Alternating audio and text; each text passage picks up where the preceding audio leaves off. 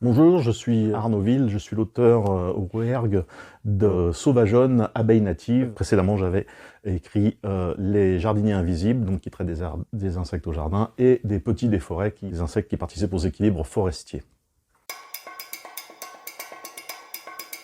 Alors, les abeilles sauvages, par opposition à l'abeille à miel, ce sont près de 1000 espèces différentes qui commencent, pour certaines, la saison au tout début du printemps, et pour d'autres qui la finissent avec la floraison du lierre en octobre, et dès qu'ils nichent dans les branches, dans le bois mort, dans le sol, dans les fissures des vieux murs, enfin toute une gamme d'espèces toutes différentes.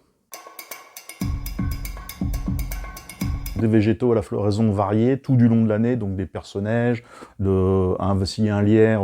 sur le mur du fond, c'est bienvenu. Avoir un petit peu de bois mort bien ensoleillé aussi, dans lequel on les laissera nicher. Un petit coin de sable sec ou de sol bien drainé, par exemple sous les plantes aromatiques, ne pas trop remuer, à coup sûr il y aura des abeilles qui viendront nicher ici. Et puis les observer, ça aide toujours. Il se trouve qu'au printemps, beaucoup d'espèces d'abeilles solitaires, ce sont les mâles qui émergent les premiers, et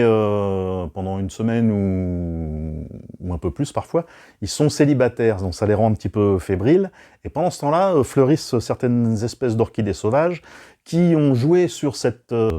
sensibilité-là pour assurer leur fécondation à elles, et donc les fleurs imitent la femelle de ces abeilles par leur aspect, donc les couleurs, les reflets un petit peu bleutés qui peuvent évoquer les ailes, une sorte de pilosité qui peut faire penser à la fourrure des abeilles printanières de certaines espèces, et aussi une arme secrète, les phéromones, qui ressemblent à s'y méprendre visiblement à celle de la femelle nubile qui vient d'émerger. Et les mâles s'y laissent prendre et, croyant assurer leur descendance, en fait assurent celle de l'orchidée. C'est Antidium manicatum, où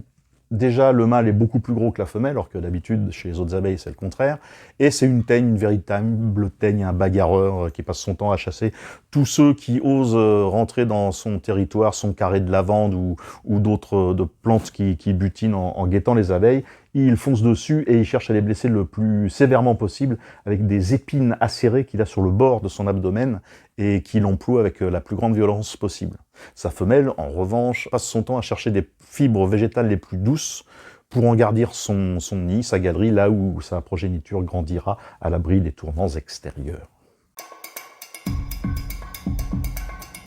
Je les aime bien toutes, mais il y a les Anthophoras. Alors les Anthophoras, ces petites abeilles qui ressemblent un petit peu à des bourdons, mais en très énervées, qui volent, qui passent d'une fleur à l'autre avec